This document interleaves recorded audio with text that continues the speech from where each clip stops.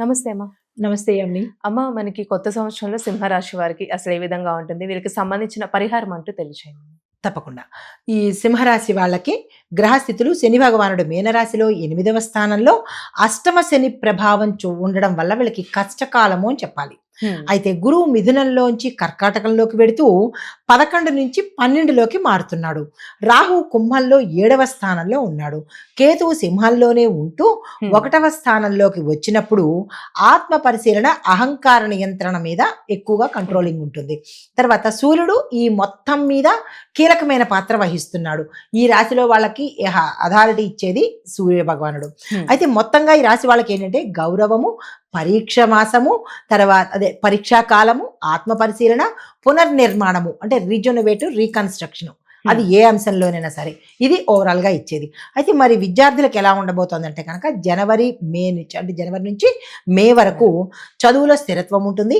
Teachers కానీ, scholars కానీ లేదా లెక్చరర్స్ కానీ సహకారం చేస్తారు. పరీక్షల్లో టాప్ ర్యాంక్లో వీళ్ళు ఉండబోతున్నారు.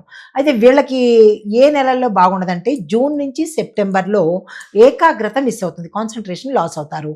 తర్వాత తప్పుడు స్నేహాల బారిన పడవలసిన పరిస్థితి ఏర్పడుతుంది. దీంతో పాటు మొబైల్కి ఇంకా ఎడిక్ట్ అయిపోతుంటారు. ఈ విషయంలో పేరెంట్స్ కంట్రోల్ చేసుకోవాలి. అయితే అక్టోబర్ నుంచి డిసెంబర్ వాళ్ళకు తర్వాత అంటే అక్టోబరు, నవంబరు, డిసెంబరు ఈ 3 నెలల్లో మళ్ళీ టాప్ రేంజ్లోకి వెళ్ళిపోయే అవకాశం ఉంటుంది. తర్వాత పోటీ పరీక్షల్లో సక్సెస్ అవుతారు. ప్రభుత్వ స్కాలర్షిప్స్ కూడా ఎలిజిబిలిటీ వచ్చే అవకాశం ఉంటుంది. ఎవరైనా ఉంటే కనుక అప్లై చేసుకోవచ్చు. అయితే ప్రత్యేకంగా వీళ్ళకి అనుకూలమైన రంగాలు ఏముంటాయంటే పొలిటికల్ సైన్సు, మేనేజ్మెంటు, డిఫెన్సు, లా, అడ్మినిస్ట్రేషను, ఇవి చదువుతున్న వాళ్ళకి అఖండ విజయాలు వస్తాయి. అయితే మరి పరిహారం ఏం చేయాలంటే కనుక ఓం సూర్యాయ నమః అనే మంత్రాన్ని 108 సార్లు, చిన్నపిల్లలైతే పేరెంట్స్ చదవాలి, పెద్ద పిల్లలైతే కనుక వాళ్లే చదువుకోవాలి. దీంతో పాటు ఎర్రని వస్త్రాలు యథాశక్తి ఎవరి స్తోమతను బట్టి వాళ్ళు పిల్లల చేత ఇప్పించండి, లేదా మీరే పిల్లల తరపున ఇవ్వండి. ఈ 2 పరిహారాలు చేసుకుంటే సరిపోతుంది. తర్వాత ఉద్యోగము, ఐటీ చూసినట్టయితే కనుక ప్రభుత్వ ఉద్యోగులకు డిఫెన్సు, పోలీసు, రెవెన్యూ ఈ 3 విభాగాల వాళ్ళకి పదోన్నతులు వచ్చే అవకాశం ఉంది. అధికార విస్తరణ జరుగుతుంది. పేరు, గుర్తింపు వచ్చే అవకాశాలు ఎక్కువ కనబడుతున్నాయి. అయితే ప్రైవేట్ ఉద్యోగస్తులకు చూసుకున్నట్టయితే కనుక మార్చి, ఆగస్టు మధ్యలో పెను మార్పులు జరిగే అవకాశం ఉంది. అది ఏ రకంగానైనా అవ్వచ్చు, చేంజెస్ అయితే వచ్చే అవకాశం ఎక్కువ కనబడుతుంది. జాబ్ చేంజెస్ యోగం కానీ, లేదా పదవులు చేంజెస్ యోగం కానీ ఇలాగా కనబడుతోంది. అయితే మేనేజ్మెంట్ రోల్స్ కూడా వీళ్ళు తీసుకోవాల్సిన పరిస్థితి వస్తుంది. అలా వచ్చినప్పుడు తీసుకునే ప్రయత్నమే చేయండి, మంచి పేరు ప్రఖ్యాతలు వస్తాయి, ధనం కూడా వచ్చే అవకాశం ఉందన్నమాట. అయితే వీళ్ళు జాగ్రత్తగా ఎక్కడ తీసుకోవాలంటే కనుక సీనియర్స్తో వీళ్ళు క్లాష్ పెట్టుకోవద్దు, ఈగోలకి పోవద్దు. దాంతోపాటు ఎక్కువ ఆత్మవిశ్వాసం, నేనే అన్న మాట వీళ్ళు వదిలేయాలి. లేదు అంటే కనుక పతనం అయ్యే అవకాశం ఉంటుంది. వీళ్ళని తక్కువ తొక్కాలి అని అనుకునే వాళ్ళు కూడా ఎక్కువ అవుతారు. ఈ విషయం జాగ్రత్తలు తీసుకోవాలి. అయితే పరిహారం వీళ్ళు ఏం చేయాలంటే కనుక ప్రతి ఆదివారము యథాశక్తి గోధుమలను దానంగా ఇచ్చుకుంటూ వీళ్ళకి పేరెంట్స్లో తండ్రి యొక్క బ్లెస్సింగ్స్ ఎక్కువగా తీసుకోవాలి. ఇది వీళ్ళు చేయవలసింది. అయితే ఇంకా వ్యాపారము, ట్రేడింగ్, పెట్టుబడులు చూసినట్టయితే కనుక బంగారము, వెండి వ్యాపారం చేసేవాళ్ళు, పవర్, ఎనర్జీ, రాజకీయ సంబంధిత వ్యాపారాలు చేసేవాళ్ళు, కాంట్రాక్టర్ దారులు, రియల్ ఎస్టేట్లు ఈ వ్యాపారాలు చేసే వాళ్ళకి విశేషమైన లాభాలు వచ్చే అవకాశం కనబడుతోంది. అయితే జూన్ తర్వాత నుంచి భారీగా లాభాలు వస్తాయి. జూన్ లోపల వరకు మామూలు లాభాలు వచ్చే అవకాశం కనబడుతోంది. అయితే ప్రభుత్వ టెండర్లు కూడా వేసుకునే వాళ్ళు ఎవరైనా ఉంటే కనుక మీ పక్షాన, ఈ రాశిలో ఉండే వాళ్ళ పక్షానే టెండర్ పలికే అవకాశం ఉంది. తర్వాత వీళ్ళు ఎక్కడ జాగ్రత్తగా ఉండాలంటే భాగస్వామ్య తీసుకునేటప్పుడు మోసపోయే అవకాశం కనబడుతోంది. తర్వాత ట్యాక్స్, జిఎస్టి సమస్యలు వీళ్ళని చుట్టుముట్టేటట్టుగా కనబడుతోంది. ఈ విషయంలో జాగ్రత్తలు తీసుకోవాలి. తర్వాత వీళ్ళు చట్టపరమైన వివాదాల్లో చిక్కుకునే అవకాశం ఉంది. ఏదైనా మర్చిపోవడమో, లేకపోతే స్కామ్ చేయడమో, ఫోర్జరీ చేయడమో, ఏదో పొరపాటుగా చేయడం వల్ల దొరికిపోయే అవకాశము కనబడుతోంది. జాగ్రత్తలు తీసుకోవాలి. అయితే వీళ్ళు పరిహారంగా ఏం చేసుకోవాలంటే కనుక సూర్యనారాయణ మూర్తి మినహా అన్యథా ఇంకేది లేదు. సూర్యుడి ఆరాధన చేసుకోవడము, సూర్యాలయ దర్శనం చేసుకోవడము, సూర్యుడి ప్రీతి కోసం వీళ్ళు ప్రతిదీ చేసుకోవాల్సిందే. దానాలు కానీ, పూజలు కానీ చేసుకోవాలి. అయితే వ్యవసాయము, భూములు, పంటలు చూసుకున్నట్టయితే కనుక పొడి పంటలకు మంచి లాభాలు వచ్చే అవకాశం ఉంది. తర్వాత మిరప, పత్తి, మొక్కజొన్న ఈ 3 పంటలు వేసే రైతులకు విశేషమైన లాభాలు వస్తాయి. తర్వాత భూములు విలువ పెరగడంతో కూడా వీళ్ళకి కౌలుదారులకు కౌలుకి ఇచ్చుకున్నా కానీ ఎక్కువ మొత్తంలో డబ్బు వచ్చే అవకాశం కనబడుతోంది. తర్వాత వీళ్ళు జాగ్రత్తగా ఎక్కడుండాలి అంటే కనుక అగ్ని ప్రమాదాలు, విద్యుత్ మోటార్ల వల్ల ఎక్కువగా ప్రాణ నష్టం కానీ పంట నష్టం కానీ జరిగే అవకాశాలు ఉన్నాయి. ఈ 2 అంశాల్లో జాగ్రత్తలు తీసుకోవాలి. అయితే పరిహారం ఏం చేయాలంటే కనుక ప్రతి మంగళవారము భూమాతకు పూజ చేయాలి. దాంతో పాటు ఎర్రని పువ్వులతో, అంటే అగ్ని ప్రమాదాలు అనుకున్నాం కదా, ఎర్రని పువ్వులతో అగ్నిహోత్రుని ఎక్కువగా పూజించాలి. పూజించినట్టయితే అగ్ని ప్రమాదాల వల్ల ఇబ్బంది పడకుండా ఉండే అవకాశం ఉంటుంది. ప్రతి ఒక్క రైతు ఈ విషయాన్ని దృష్టిలో పెట్టుకోవాలి. ఇంకా రాజకీయ జీవితము, ప్రజా జీవితం చూసినట్టయితే శక్తివంతమైన పదవులు వస్తాయి వీళ్ళకి, ఈ రాశిలో ఉండేవారికి.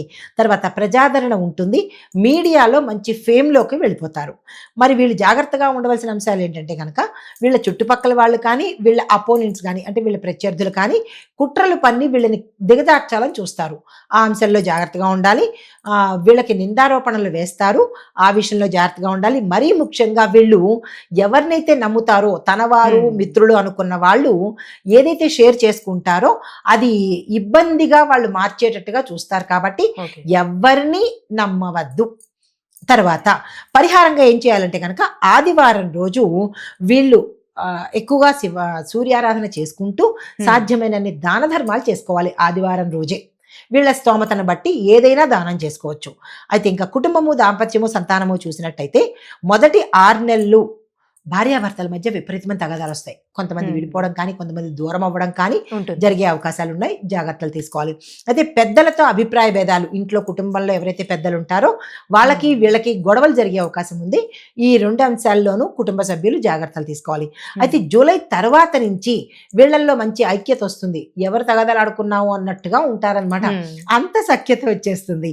అయితే కుటుంబంలో సంతానం ఉంది, భూమి, వస్తు, వాహన యోగాలు కనబడుతున్నాయి. స్థిరచరాస్తులు వీళ్ళ పేరు మీదకి వచ్చేటట్టుగా కనబడుతోంది. వివాహం కోసం ఎవరైతే ప్రయత్నం చేస్తున్నారో వాళ్ళకి వివాహం 1-2 ఛాన్సుల్లో సెట్ అయ్యే అవకాశాలు ఎక్కువ కనబడుతున్నాయి.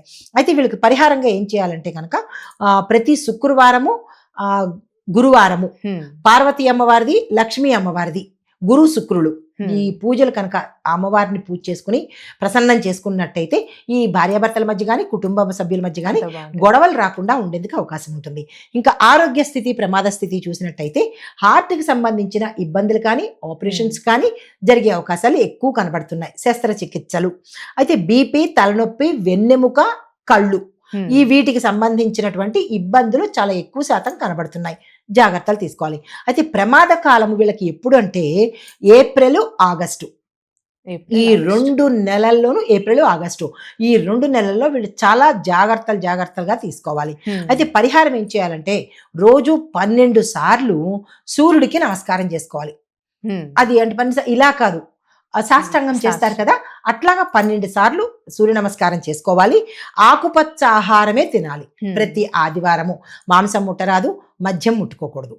అయితే ఇంకా ఆర్థిక పరిస్థితులు, ధనము, అప్పులు చూసినట్టయితే కనుక ఆదాయం ఎంతైతే వస్తుందో ఖర్చులు కూడా అంతే వస్తాయి. 100 రూపాయల ఆదాయము, 100 రూపాయల ఖర్చులు కూడా అలాగే వస్తాయి.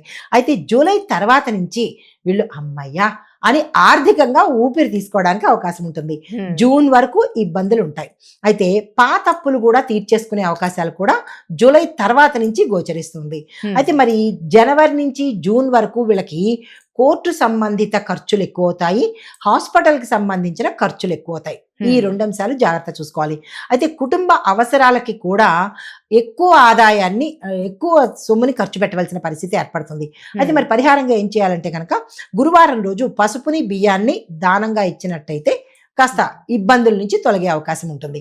అయితే ప్రమాదాలు ఎలా ఉంటున్నాయంటే కనుక వీళ్ళ శత్రువుల వల్ల, ప్రత్యక్ష శత్రువులు, పరోక్ష శత్రువుల వల్ల ప్రమాదాలు వస్తాయి. కోర్టు కేసుల్లో ఇరుక్కుంటారు. రాజకీయంగా అపవాదులు వస్తాయి. వాహన ప్రమాద సూచనలు కనిపిస్తున్నాయి. ఈ 4 అంశాల్లోనూ జాగ్రత్తలు తీసుకోవాలి. అయితే వీళ్ళకి మహారక్షణ ఏంటి అంటే కనుక ఆదివారం, ప్రతి ఆదివారము హనుమంతుడి ఆలయ దర్శనం చేసుకోవడంతో పాటు నల్ల నువ్వుల దీపం పెట్టుకున్నట్టయితే ఈ ప్రమాదాల నుంచి తప్పించుకోవచ్చు. చాలా చక్కగా తెలియజేశారమ్మా. ధన్యవాదాలు. నమస్తే అమ్మా.